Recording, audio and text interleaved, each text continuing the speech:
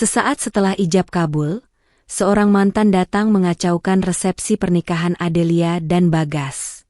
Mantan itu berteriak bahwa Adelia telah membuatnya buta, lalu melemparkan kursi ke arah pelaminan, membongkar rahasia gelap yang selama ini Adelia sembunyikan dari calon suaminya. Assalamualaikum warahmatullahi wabarakatuh. Kalian dari mana aja nih? Absen yuk, jangan lupa subscribe. Buat yang sudah subscribe, semoga selalu diberkahi kebaikan dan rezeki yang mengalir. Sinar matahari sore menembus celah jendela, menerpa wajahku yang sudah dipoles sempurna. Hari ini, aku akan resmi menjadi istri Bagas, laki-laki yang mengisi kekosongan hati setelah sekian lama. Gaun pengantin berwarna putih gading membalut tubuhku dengan anggun, dan kerudung sutra menutupi kepalaku dengan rapi, menjuntai indah di bahu. Aku memandang diriku di cermin, senyum terukir di bibir, namun mataku tak bisa sepenuhnya menyembunyikan kegelisahan. Cantik sekali, Adelia, bisik ibuku, suaranya bergetar menahan haru. Dia memelukku erat, seolah menyalurkan semua kehangatan dan doa yang ia miliki. Aku membalas pelukannya, mencoba meyakinkan diriku sendiri bahwa semua akan baik-baik saja. Ini adalah awal yang baru, lembaran yang bersih. Bagas adalah takdirku, dan masa lalu sudah terkubur dalam-dalam. Namun, bayangan wajahnya masih sesekali melintas, seperti hantu yang tak bisa pergi. "Sudah siap?" tanya ayah, tangannya yang kekar menggandengku. Aku mengangguk mantap, mengambil napas dalam-dalam. Bagas sudah menungguku di aula resepsi. Semua tamu undangan sudah berkumpul. Suasana di luar ruangan begitu meriah, riuh rendah tawa dan musik tradisional mengalun, menciptakan harmoni kebahagiaan yang sempurna. Seharusnya, pelan-pelan, aku melangkah. Setiap langkah adalah janji untuk meninggalkan masa lalu. Aku melihat Bagas berdiri di pelaminan, senyumnya begitu tulus dan hangat. Dia mengenakan jas berwarna senada denganku, tampak gagah dan berwibawa. Matanya berbinar saat melihatku. Pandangannya membuatku merasa aman, terlindungi, seolah tidak ada satupun hal buruk yang bisa menyentuhku lagi.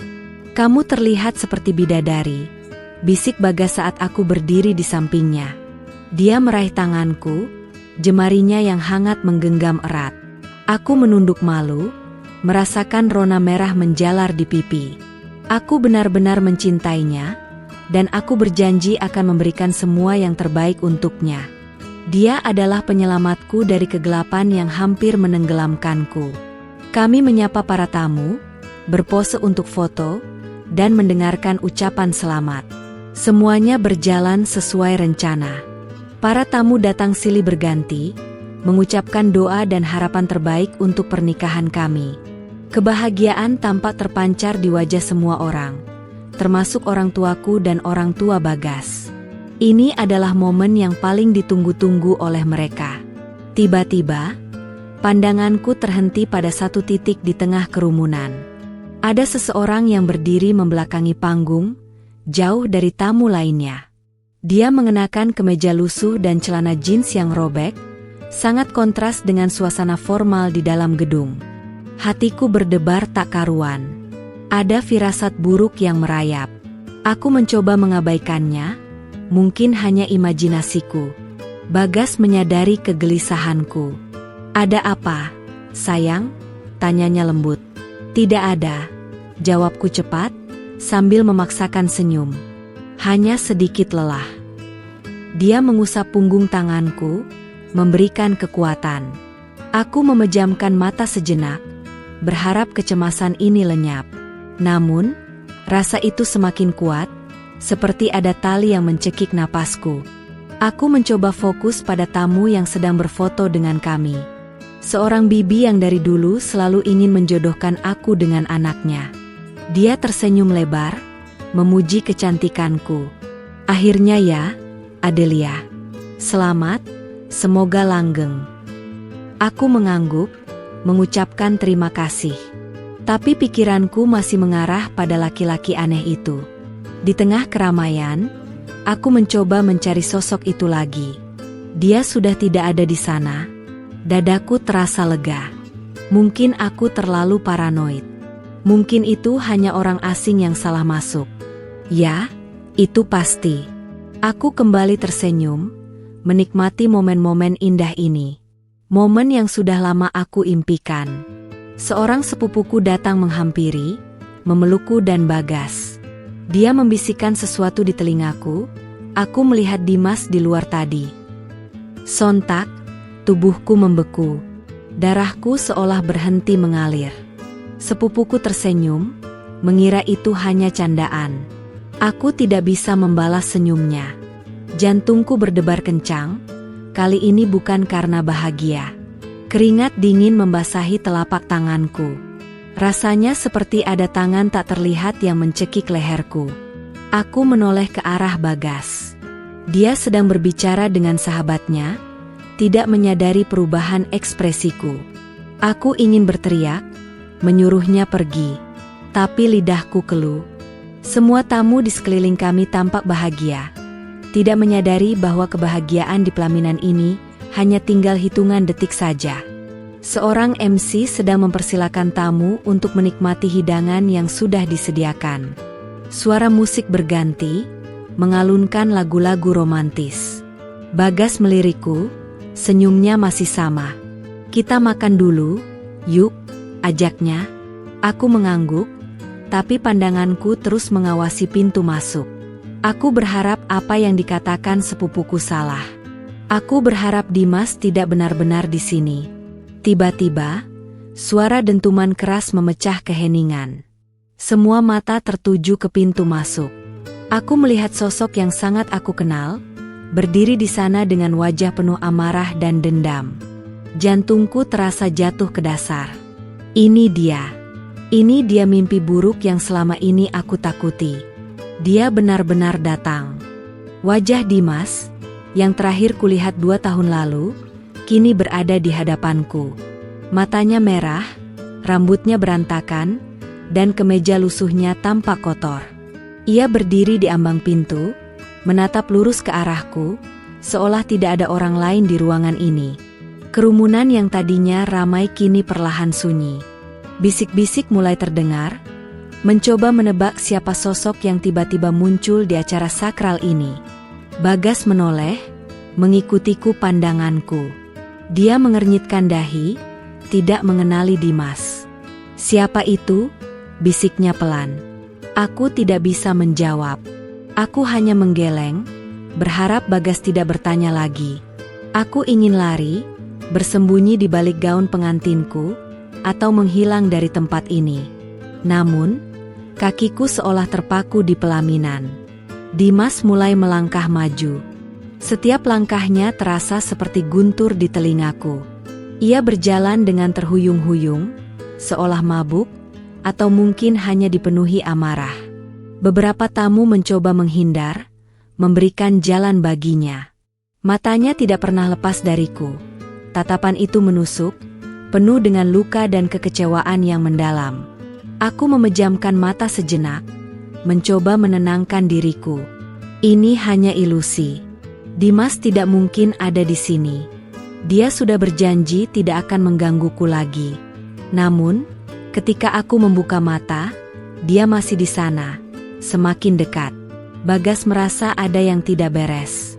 Ia melepaskan genggaman tangannya, menempatkan dirinya sedikit di depanku, seolah melindungiku. "Maaf, Mas, ini acara pribadi," ucap salah satu panitia, mencoba menghentikan Dimas. Dimas mengabaikannya. Dia terus melangkah. "Adelia," teriaknya, suaranya serak dan parau. Semua mata kini menatapku. Ibuku, yang tadinya sedang mengobrol dengan besannya, kini menatapku dengan wajah pucat. Ayahku mengencangkan rahangnya. Aku menunduk. Aku merasa malu, takut, dan marah pada saat yang bersamaan. Kenapa dia melakukan ini? Kenapa dia menghancurkan hari yang seharusnya menjadi awal yang baru bagiku? Segala kenangan buruk kembali kelebat di benakku, seperti film yang diputar paksa. Masa-masa di mana aku dan Dimas masih bersama, masa-masa penuh janji dan impian. Dan juga masa-masa penuh kebohongan dan pengkhianatan. Bagas melihat wajahku yang berubah. Ia kembali meraih tanganku, namun kali ini genggamannya berbeda. Ada pertanyaan di sana, ada kecurigaan. "Kamu kenal dia?" tanyanya dengan suara rendah, tapi penuh dengan ketegasan. Aku menggeleng, meskipun tahu itu adalah kebohongan. Aku tidak bisa jujur saat ini. Aku takut Bagas akan pergi. Dimas sudah berada di depan pelaminan. Dia menatap Bagas dengan tatapan menantang. "Jadi ini suamimu?" tanyanya sinis. Bagas tidak menjawab, ia hanya menatap tajam. "Kamu pikir kamu bisa lari dari masa lalu, Adelia? Kamu pikir kamu bisa bahagia di atas penderitaanku?" Bagas menoleh ke arahku. "Dia bicara apa, Adelia?" Aku tidak bisa menjawab. Air mata mulai mengalir, membasahi pipiku yang sudah dirias. Aku menyeka dengan punggung tangan, tapi air mata itu terus mengalir. Aku merasa sangat bodoh. Bodoh karena pernah mempercayainya. Bodoh karena pernah mencintainya. Dan bodoh karena berpikir bisa meninggalkannya begitu saja tanpa konsekuensi. Dimas tertawa sinis. Tawa yang sangat aku kenal. Tawa yang dulu sering aku dengar saat dia mengejekku. "Kenapa, sayang? Takut suamimu tahu?" katanya, suaranya mengejek. Aku menoleh ke arah Bagas, memohon agar ia tidak percaya. Tapi Bagas melihat keraguan di mataku. Dia melihat ketakutan yang tidak bisa aku sembunyikan. Orang tua Bagas mendekat. Ayah Bagas menepuk pundak anaknya. "Siapa dia, Gas? Minta dia pergi." Bagas hanya diam. Ia menatapku, matanya kini dipenuhi kekecewaan. Aku ingin berteriak padanya, "Percayalah padaku." Tapi aku tidak bisa. Aku sudah berbohong. Dimas mengangkat tangannya. Tangan yang selama ini selalu meraihku, yang dulu selalu menggenggam tanganku, kini mengepal, penuh amarah. Aku tahu apa yang akan terjadi selanjutnya. Aku tahu ia tidak akan pergi begitu saja. Ia ingin membuat kekacauan, dan aku tidak bisa menghentikannya. Kerumunan di aula kini benar-benar senyap. Semua mata tertuju pada kami bertiga. Aku, Bagas, dan Dimas yang berdiri di bawah pelaminan. Aku melihat ayahku melangkah maju, raut wajahnya tegang dan penuh amarah. "Pergi dari sini, Nak," teriak ayahku, suaranya menggema. Dimas menoleh, menatap ayahku dengan tatapan kosong. "Saya datang untuk Adelia, Pak," jawabnya dingin. Bagas menempatkan dirinya sepenuhnya di depanku. Tangannya mengepal, siap untuk melawan. Ia menatap Dimas dengan tajam. "Kamu siapa dan apa maumu?" tanyanya, suaranya rendah dan penuh ancaman. "Aku adalah masa lalu yang tak bisa ia lupakan," jawab Dimas sambil tersenyum sinis, senyum yang membuatku merinding. "Aku adalah orang yang kamu hancurkan hidupnya, Adelia." Pernyataannya membuat semua orang bertanya-tanya. Apa yang dia maksud? Apakah ini hanya drama mantan yang cemburu? Atau ada sesuatu yang lebih dari itu? Aku merasakan pandangan ratusan pasang mata menusuk punggungku. Aku ingin berteriak bahwa dia salah. Tapi apa yang harus aku katakan? Bahwa masa lalu ini adalah luka yang tak pernah sembuh? Dimas menoleh. Pandangannya tertuju pada sebuah kursi yang tidak terpakai di dekat panggung. Tiba-tiba, ia melangkah cepat ke arahnya. "Kamu pikir kamu bisa hidup bahagia setelah apa yang kamu lakukan padaku?" teriaknya lagi, membuat semua orang terkejut. Tubuhku gemetar tak terkendali. Aku tahu persis apa yang dia rasakan, karena aku juga merasakan hal yang sama. Luka yang sama.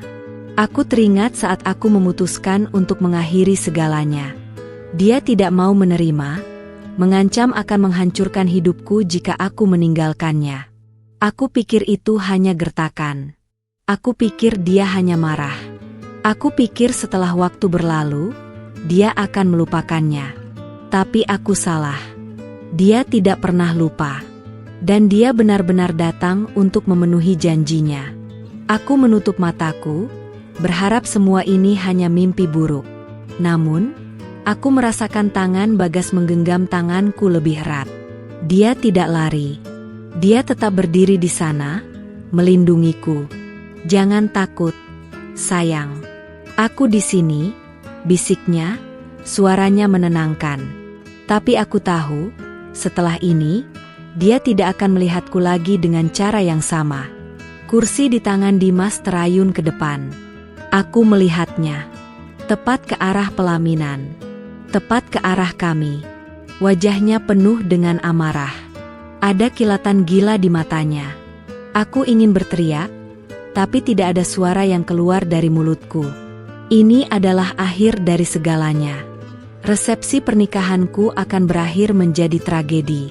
Tiba-tiba, sebuah tangan kokoh berhasil menahan ayunan kursi itu. Ayah Bagas. Dia datang entah dari mana, dengan cepat dan tangkas, menangkap kursi itu tepat sebelum mengenai Bagas. "Cukup!" teriak ayah Bagas, matanya memancarkan kemarahan. Dimas terkejut. Tangannya terlepas dari kursi, dan ia terhuyung-huyung ke belakang. Ayahku dan beberapa teman Bagas berhasil meringkus Dimas. Mereka membawanya keluar, sementara Dimas terus berteriak. "Tanya Adelia. Tanya apa yang dia lakukan padaku. Dia yang menghancurkan hidupku." Suaranya menghilang seiring dengan tubuhnya yang ditarik menjauh. Namun, kata-katanya tetap menggema di seluruh ruangan. Keheningan kembali menyelimuti aula. Kali ini terasa lebih mencekam dari sebelumnya. Semua mata kini beralih dari Dimas ke aku. Mereka menunggu penjelasan. Bagas menatapku dengan mata yang terluka. Ada kebingungan dan kekecewaan yang sangat dalam di sana. "Adelia, siapa dia?" tanyanya, suaranya bergetar. Suasana resepsi berubah drastis dari pesta kebahagiaan menjadi ruang interogasi. Bisik-bisik, yang tadinya hanya samar, kini menjadi obrolan yang lebih jelas. "Ada apa itu? Kok bisa ada orang seperti itu? Mantan pacar, ya?" Berbagai spekulasi bertebaran di udara, membuatku merasa semakin kecil dan tak berdaya. Aku memegang tangan Bagas, tapi ia menariknya perlahan. Ia tidak menatapku, melainkan menatap kursi yang tadi dilempar Dimas. Seolah benda itu adalah jawaban dari semua pertanyaan. Ayahku, yang baru saja kembali dari luar setelah memastikan Dimas pergi, berdiri di samping kami dengan wajah marah. Ibu Bagas menangis, meratapi acara pernikahan anaknya yang hancur. "Ada apa ini, Bagas?" tanyanya, suaranya serak. "Kenapa ada orang gila datang dan membuat keributan?" Aku menunduk, tidak sanggup menatap wajah orang-orang yang kecewa. Lalu, di tengah keheningan, suara Dimas kembali terdengar dari kejauhan. Ia sudah tidak terlihat, tapi suaranya masih mampu menusuk telingaku. "Dia berbohong," teriaknya, entah pada siapa. Tanya padanya, "Bagas, apa yang dia lakukan padaku? Dia yang membuatku tidak bisa melihat lagi. Dia yang membuatku jadi buta." 3 kata itu membuatku jadi buta. Rasanya seperti petir menyambar di siang bolong. Semua orang membeku. Bagas menoleh padaku dengan tatapan mata yang tak bisa kuartikan. Bukan lagi pertanyaan, melainkan sebuah tuntutan akan kebenaran. Matanya mencari jawaban, menuntut penjelasan atas tuduhan yang begitu mengerikan. Aku hanya bisa terdiam. Lidahku keluh, dan napasku tercekat.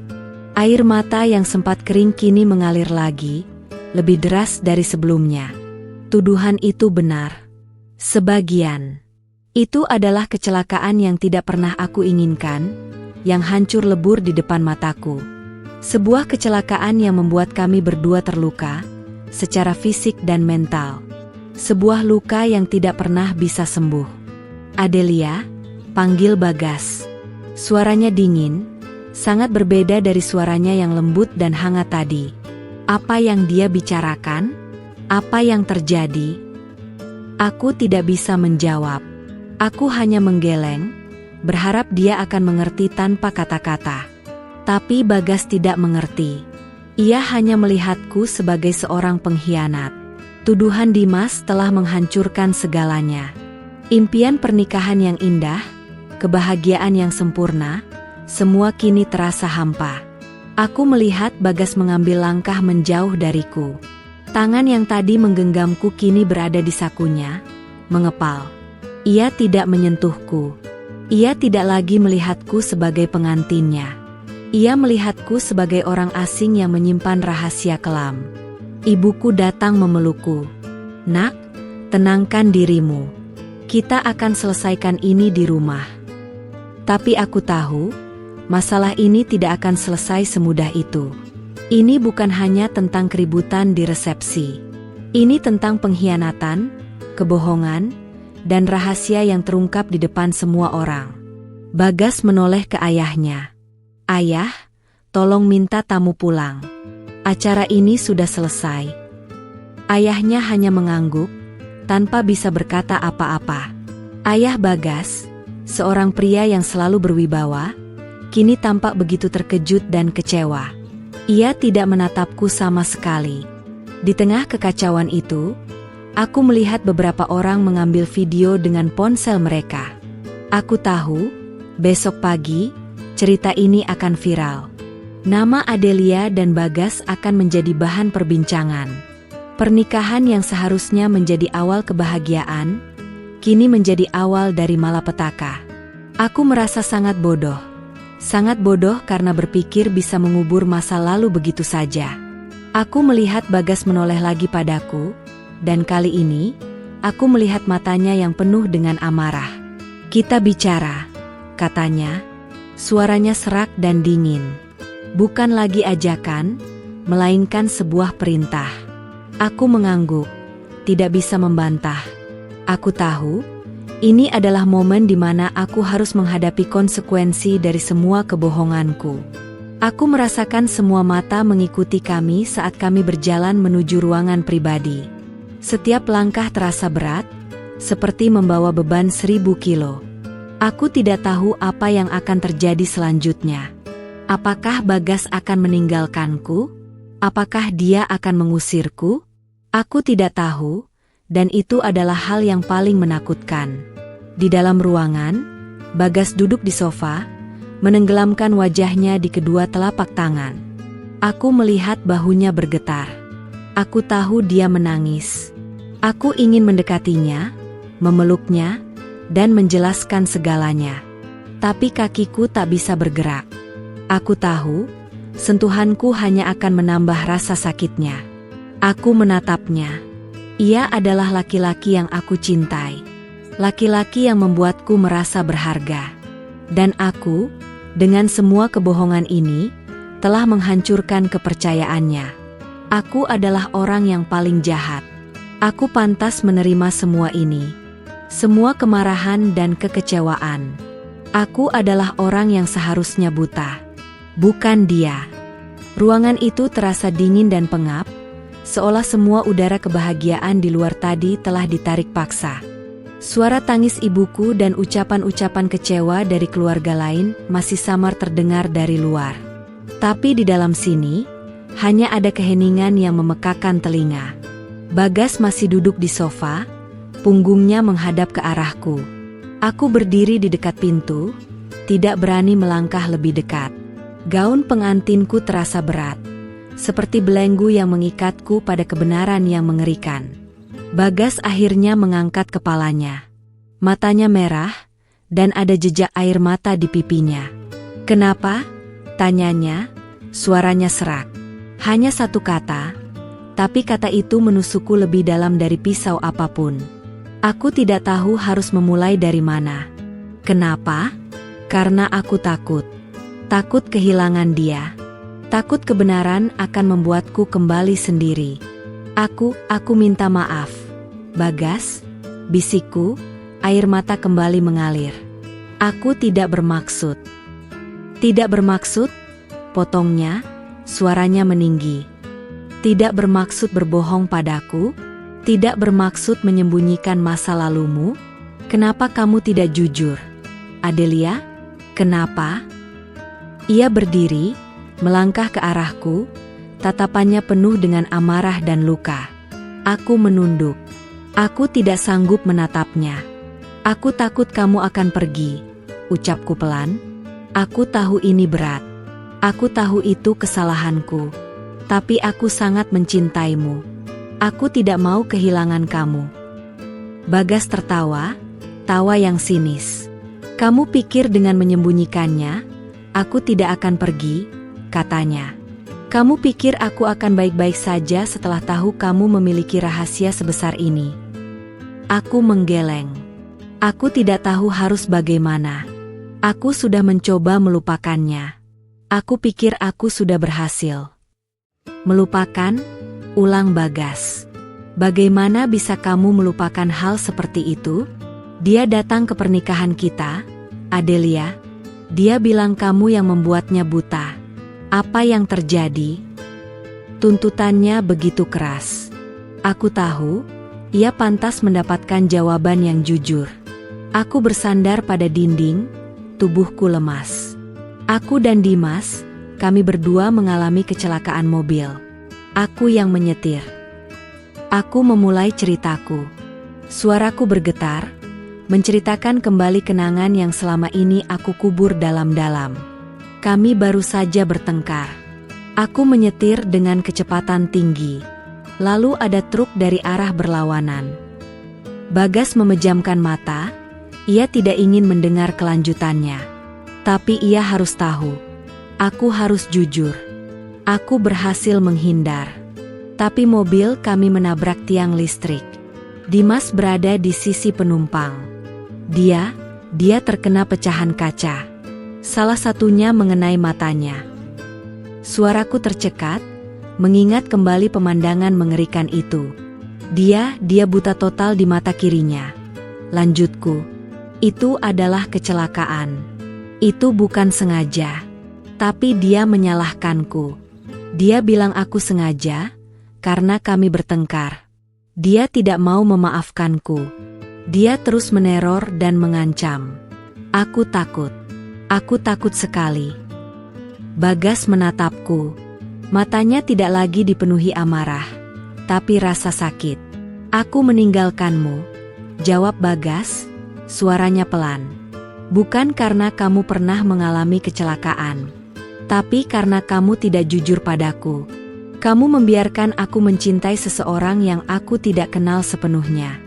Kamu membangun rumah tangga di atas kebohongan. Bagaimana bisa aku percaya padamu lagi? Tanyanya, membuatku tak bisa berkata-kata. Aku mencoba meraih tangannya, tapi ia menariknya. Aku butuh waktu, Adelia. Aku butuh waktu untuk berpikir. Aku tidak tahu siapa kamu lagi. Ia melangkah mundur, membuka pintu, dan meninggalkanku sendirian. Pintu itu tertutup, dan aku merasa seolah dunia di luar sana sudah tidak ada lagi untukku. Aku terduduk di lantai, gaun pengantin yang seharusnya membawa kebahagiaan, kini terasa seperti kain kafan. Semua harapanku hancur. Bukan karena Dimas, tapi karena kebodohanku sendiri. Aku telah menghancurkan kebahagiaan yang sudah di depan mata. Aku melihat cincin pernikahan di jariku, dan air mataku jatuh di atasnya. Kesunyian di ruangan itu terasa begitu berat. Setelah kepergian Bagas, hanya ada aku dan bayanganku sendiri di sana. Aku menunduk, menatap gaun pengantin yang sekarang terasa kotor dan ternoda. Gaun ini sudah tidak suci lagi. Sama seperti kebohongan yang telah merusak semuanya. Aku teringat saat-saat awal bertemu Bagas. Saat itu, aku sudah mencoba untuk melepaskan diri dari trauma yang diwariskan Dimas. Aku ingin hidup normal, tapi rasa takut selalu mengikutiku. Dimas adalah cinta pertamaku. Kami bertemu di kampus, dan dia adalah segalanya bagiku. Namun, hubungan kami tidak pernah sehat. Ia posesif dan sangat mengontrol. Setiap kali kami bertengkar, ia akan mengancam akan menyakiti dirinya sendiri. Aku terjebak, takut meninggalkannya, tapi juga merasa tidak bahagia. Kecelakaan itu terjadi setelah salah satu pertengkaran hebat kami. Aku ingin mengakhiri hubungan, tapi ia tidak mau. Saat itu, aku terlalu muda dan bodoh. Aku tidak tahu harus meminta bantuan kepada siapa. Setelah kecelakaan itu, Dimas menyalahkan aku sepenuhnya. Ia mengancam akan membuat hidupku hancur jika aku tidak mau kembali padanya. Ia bilang aku akan menjadi janda sebelum aku sempat menikah. Ia selalu datang dan pergi di hidupku, seperti badai yang tak terduga. Lalu, Bagas datang. Dia berbeda. Dia membuatku merasa aman, nyaman, dan dicintai tanpa syarat. Dia tidak menuntut apa-apa dariku. Dia hanya ingin melihatku bahagia. Aku merasa seperti mendapatkan kesempatan kedua. Aku ingin membangun hidup yang baru bersamanya, hidup yang jauh dari Dimas dan semua kenangan buruknya. Aku memutuskan untuk tidak memberitahu Bagas tentang Dimas. Aku pikir itu adalah hal yang benar untuk dilakukan. Aku tidak ingin dia merasa takut, atau berpikir bahwa aku adalah wanita yang bermasalah. Aku ingin menjadi Adelia yang baru, yang kuat, yang tidak pernah terluka. Aku pikir dengan merahasiakannya, aku bisa melindunginya dari semua keburukan di masa laluku. Tapi aku salah. Rahasia tidak akan pernah bisa bertahan lama. Ibu Bagas masuk ruangan, wajahnya masih merah karena menangis. Ia menatapku dengan tatapan dingin, yang membuatku merasa semakin kecil. "Adelia," katanya, "kenapa kamu tidak jujur? Apa yang kamu pikirkan? Apakah kamu pikir kamu bisa menikah dengan anakku setelah apa yang terjadi?" Tuntutannya begitu menusuk, membuatku merasa seperti penjahat. Aku tidak bisa menjawab. Aku hanya bisa menangis. Ibuku datang memelukku. "Maaf, Bu. Kami akan jelaskan semuanya," bisik ibuku. Tapi Ibu Bagas hanya menggeleng. Tidak ada yang bisa dijelaskan. Anak saya kecewa, sangat kecewa. Ia menoleh ke arahku. "Kamu sudah merusak semuanya." Aku merasa sangat bodoh. Bodoh karena pernah berpikir bahwa cinta bisa menyembuhkan segalanya. Bodoh karena pernah berpikir bahwa aku bisa melarikan diri dari masa lalu. Masa lalu itu adalah bagian dari diriku, dan aku tidak bisa menghilangkannya begitu saja. Aku harus menghadapinya, dan aku harus jujur. Namun, bagaimana? Bagas sudah pergi. Dia tidak mau mendengarkan penjelasanku. Dia hanya melihatku sebagai seorang pengkhianat. Aku ingin berteriak bahwa aku tidak bersalah, bahwa kecelakaan itu bukan salahku. Tapi, tuduhan itu sudah terlanjur keluar. Dan sekarang, aku harus menanggung akibatnya. Aku melihat ayahku berdiri di dekat pintu, wajahnya dipenuhi rasa malu. Ia tidak mengatakan apa-apa, tapi tatapannya sudah cukup untuk membuatku merasa bersalah. Aku sudah mengecewakan mereka. Aku sudah menghancurkan kebahagiaan yang sudah mereka impikan. Aku merasa ingin menghilang, pergi ke tempat yang tidak ada orang yang mengenalku. Namun, di tengah semua keputusasaan, ada sedikit kekuatan yang muncul. Aku tidak bisa terus-menerus lari dari masalah. Aku harus menghadapinya. Aku harus menjelaskan semuanya kepada Bagas. Tidak peduli apapun yang akan terjadi. Aku harus memberitahunya bahwa aku mencintainya, dan bahwa aku tidak pernah berniat untuk menyakitinya. Aku mengambil ponselku, mencoba menelepon Bagas. Tapi ia tidak menjawab. Aku mengiriminya pesan. "Tolong, Bagas. Dengarkan aku. Ada yang perlu aku jelaskan." Tidak ada balasan. Aku tahu, ini akan menjadi perjuangan yang berat. Tapi aku harus mencobanya. Aku harus berjuang untuk cinta ini. Malam itu, aku pulang ke rumah orang tuaku. Suasana di dalam rumah sangat tegang. Ibuku tidak berhenti menangis. Sementara ayahku hanya diam, duduk di kursi favoritnya sambil menatap kosong. Aku merasa sangat bersalah. Aku telah menghancurkan kebahagiaan mereka. Resepsi yang direncanakan dengan begitu matang, kini hanya menjadi kenangan pahit. Aku duduk di sofa, masih mengenakan gaun pengantinku, tidak sanggup untuk menggantinya. Rasanya, gaun ini adalah hukuman bagiku. Aku mencoba menghubungi Bagas lagi, tapi teleponnya mati.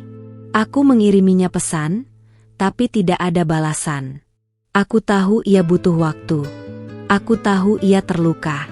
Namun, setiap detik yang berlalu terasa seperti 1 jam.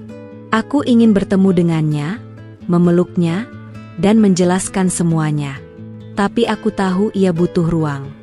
Dan aku harus menghormati keputusannya. Sudah, nak, ganti bajumu, kata ibuku, suaranya serak. Aku mengangguk, berjalan dengan gontai ke kamarku. Aku melihat diriku di cermin.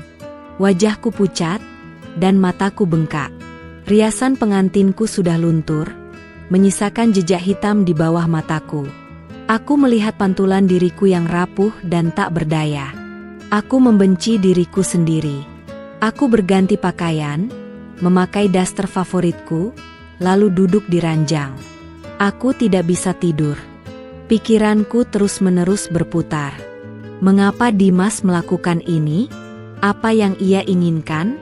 Apakah ia ingin aku kembali padanya? Aku tidak tahu. Tapi aku tahu satu hal, aku tidak akan pernah kembali padanya. Aku sudah menemukan kebahagiaanku. Namun, apakah kebahagiaan itu masih ada? Apakah Bagas masih mau menikah denganku? Aku tidak tahu. Rasa takut itu kembali. Tapi kali ini, aku tidak akan lari. Aku harus menghadapinya. Aku harus berjuang untuk cinta ini. Aku tahu, Bagas adalah laki-laki yang baik. Dia tidak akan meninggalkanku begitu saja. Dia hanya butuh waktu untuk memahami. Keesokan harinya, aku pergi ke rumah Bagas. Pintu rumahnya terkunci. Aku mengetuk, tapi tidak ada jawaban. Aku meneleponnya, tapi tidak diangkat. Aku mengiriminya pesan lagi, aku di depan rumahmu. Aku mohon, bicara padaku. Aku menunggu, dan menunggu. Tapi tidak ada yang terjadi. Aku merasa putus asa. Aku tidak tahu harus bagaimana lagi. Aku kembali ke rumah, dengan hati yang hancur. Ibuku datang memelukku. Sabar, nak. Semua akan baik-baik saja. Aku tidak tahu apakah aku harus percaya padanya. Aku merasa semuanya sudah hancur. Resepsi pernikahan kami menjadi saksi bisu kehancuran hubungan kami. Hari-hari berlalu. Tidak ada kabar dari Bagas. Aku mencoba mengirim pesan, menelepon, tapi tidak ada jawaban. Aku merasa sangat sedih. Aku berpikir, apakah ini akhir dari segalanya? Apakah aku akan kehilangan laki-laki yang paling aku cintai, hanya karena kebodohanku di masa lalu? Suatu hari, aku melihat berita di ponselku. Resepsi pernikahan viral, mantan lemparkan kursi. Ada foto Bagas dan aku di pelaminan, dengan Dimas di latar belakang. Aku merasa malu. Kisahku sudah tersebar kemana-mana. Semua orang tahu tentang aibku. Aku merasa ingin lari dan bersembunyi. Namun, di tengah semua keputusasaan, ada pesan dari Bagas. Hanya satu kata, temui aku. Jantungku berdebar kencang. Aku tidak tahu apakah ini kabar baik atau kabar buruk. Aku tidak tahu apakah ia akan mengakhirinya, atau apakah ia akan memberiku kesempatan. Tapi aku tahu, aku harus menemuinya. Aku harus berjuang untuk cinta ini. Aku memakai pakaian yang paling rapi, memperbaiki hijabku, dan pergi ke tempat yang ia minta. Di sebuah taman yang sepi, di bawah pohon rindang, ia sudah menungguku. Wajahnya tampak lelah, tapi matanya tidak lagi penuh dengan amarah. Ada kesedihan yang mendalam di sana. Aku berjalan ke arahnya, dan ia berdiri, menungguku. Bagas, bisikku, suaraku bergetar. Ia tidak menjawab. Ia hanya menatapku. Tatapannya penuh dengan pertanyaan. Pertanyaan yang hanya bisa aku jawab dengan kejujuran. Aku tahu, ini adalah kesempatan terakhirku. Aku harus menjelaskan semuanya. Aku harus berjuang untuknya. Kami duduk di bangku taman yang sama, di mana dulu Bagas pertama kali menyatakan perasaannya kepadaku. Suasana begitu sunyi, hanya ada suara angin dan bisik-bisik daun. Bagas menatapku lekat-lekat, seolah mencari jawaban di mataku. Aku memegang tas tanganku dengan erat, mencoba mengumpulkan semua keberanian yang tersisa. "Kenapa kamu melakukan itu, Adelia?" tanyanya, suaranya sangat pelan. "Aku minta maaf," kataku. "Aku tahu aku salah. Aku seharusnya jujur padamu dari awal. Tapi aku takut. Aku takut kalau kamu tahu masa laluku, kamu akan meninggalkanku." Bagas menggeleng. "Aku tidak akan pergi hanya karena kamu pernah mengalami kecelakaan. Itu bukan salahmu, kan? Tapi kamu berbohong padaku. Itu yang membuatku sakit." Aku menunduk. Iya benar. Kebohongan itu yang menyakitinya. Aku tahu. Aku sangat menyesal, Bagas. Aku tidak tahu harus bagaimana lagi.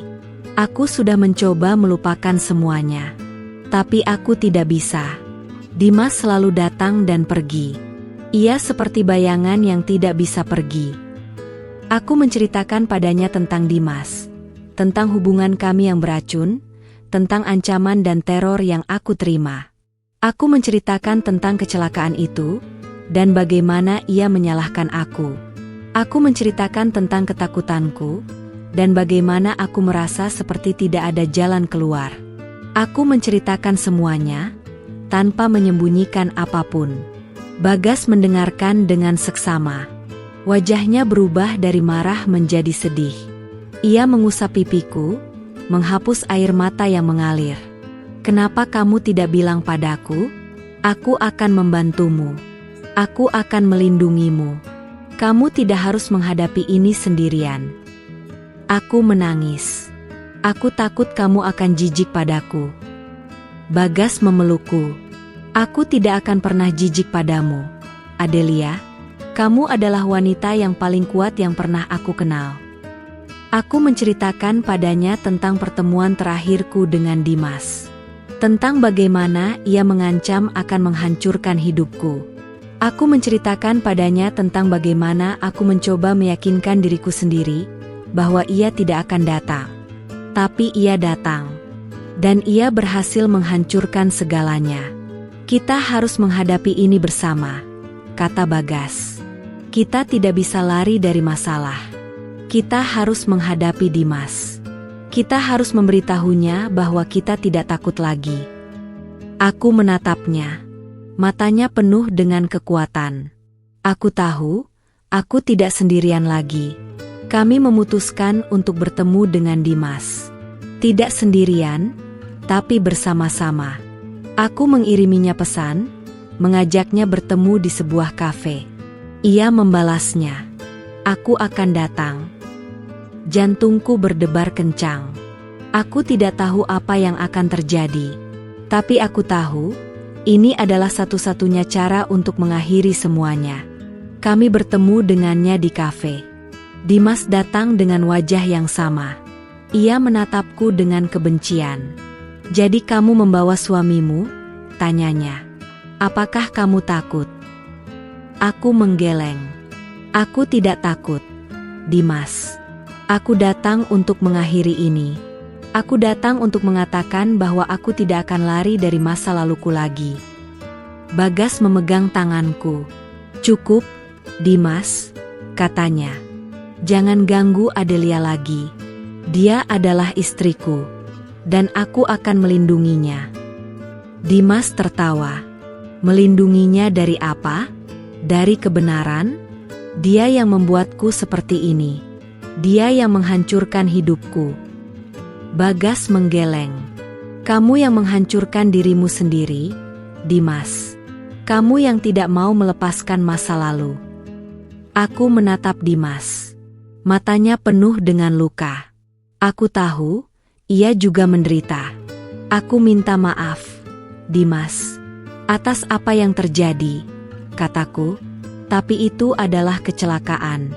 Itu bukan salahku. Dan aku tidak akan membiarkanmu menghancurkan hidupku lagi. Dimas menatapku. Wajahnya berubah. Ia melihat kekuatan di mataku. Ia melihat bahwa aku tidak takut lagi. Dimas berdiri, membalikkan badan, dan pergi. Ia tidak mengatakan apa-apa. Ia hanya pergi, meninggalkan kami sendirian. Aku tidak tahu apakah ia akan kembali lagi. Tapi aku tahu, aku sudah bebas.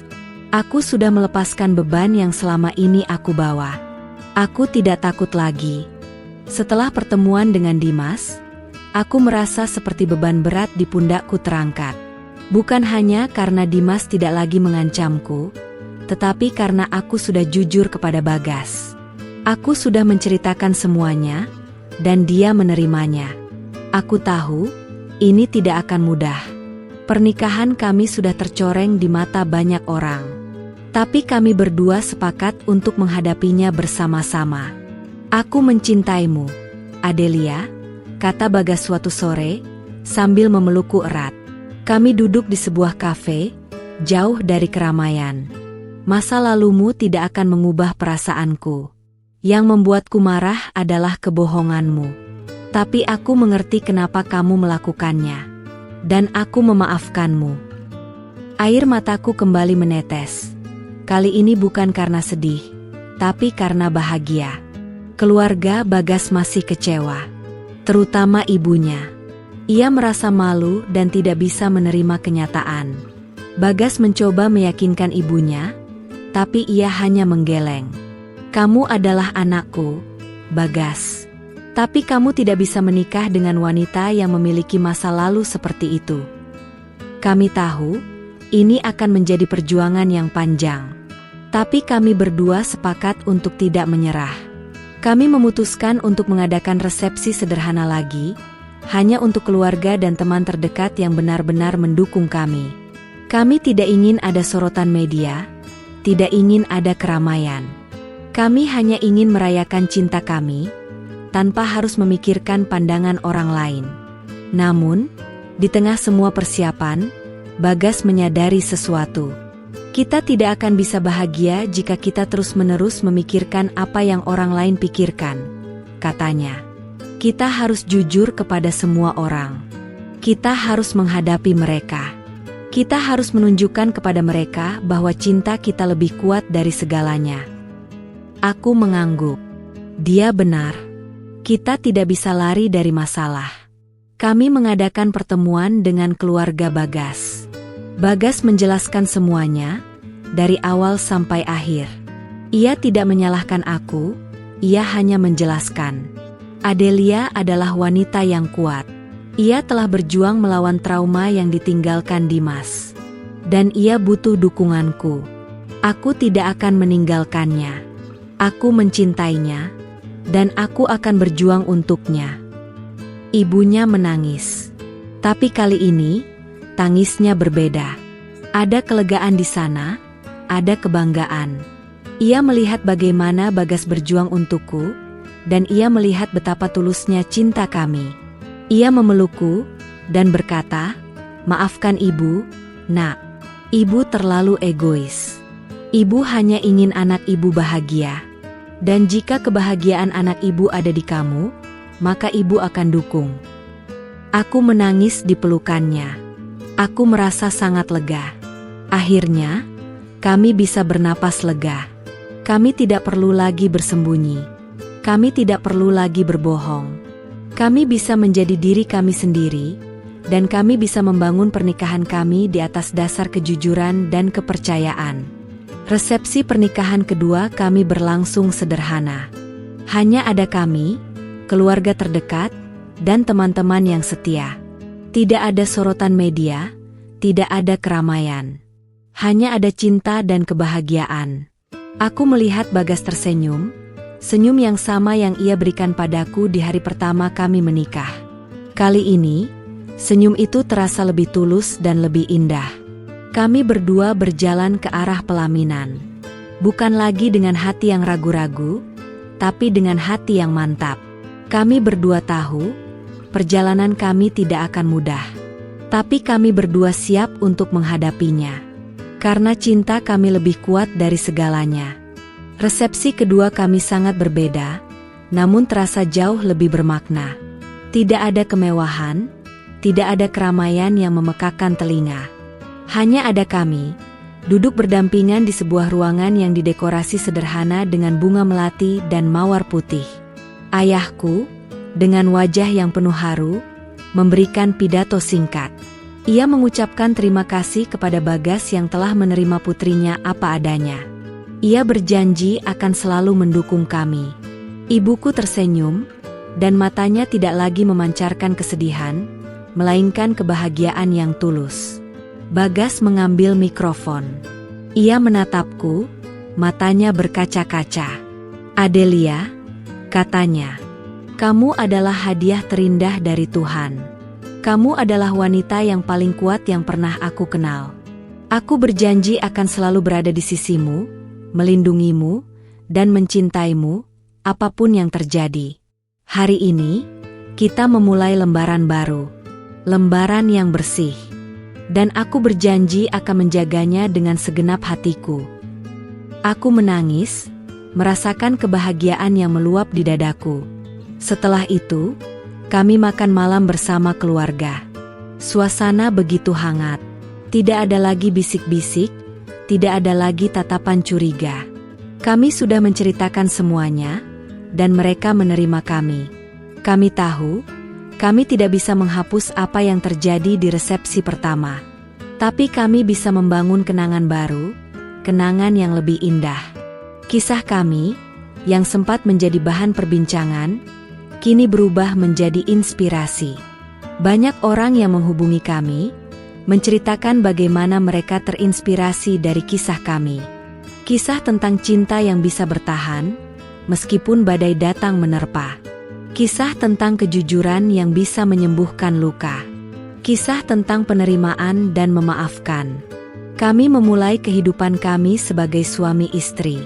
Tidak ada lagi rahasia. Tidak ada lagi kebohongan. Kami membangun rumah kami di atas fondasi yang kokoh, fondasi yang kami bangun bersama.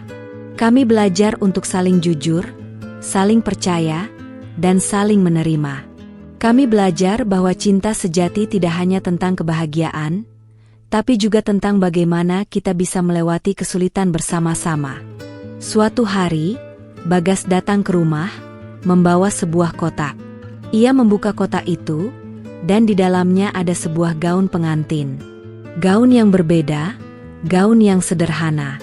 "Aku ingin kamu memakai ini," katanya, "dan kita akan mengambil foto pernikahan."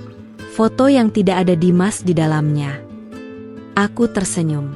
Ia adalah laki-laki yang paling aku cintai. Kami mengambil foto pernikahan di taman yang sama. Kami berdua tersenyum, dengan mata yang tidak lagi penuh dengan kesedihan, tapi dengan kebahagiaan yang tulus. Kami tahu, kami adalah dua orang yang pernah terluka, tapi kami berdua berhasil menyembuhkan diri. Dan kami berdua akan memulai kehidupan baru, kehidupan yang penuh dengan cinta, kebahagiaan, dan penerimaan. Masa lalu memang akan selalu ada, seperti bayangan yang mengikuti kemanapun kita pergi. Namun, kita tidak harus hidup di dalamnya. Kita bisa belajar darinya, dan kita bisa menjadikannya sebagai pelajaran untuk menjadi lebih baik. Aku tahu, perjalananku dan Bagas tidak akan mudah. Akan ada banyak tantangan dan rintangan. Tapi aku tahu, aku tidak sendirian. Aku memiliki Bagas, dan ia memiliki aku. Dan itu sudah lebih dari cukup.